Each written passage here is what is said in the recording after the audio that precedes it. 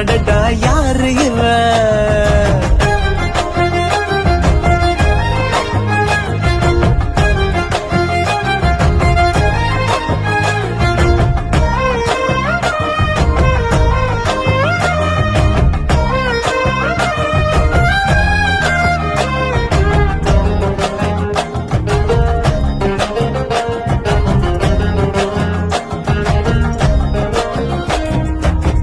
நில ஒன்று தரையில் வந்து நடக்குது எதிரில் நின்று எனக்குன்னு பிறந்தவதா என்று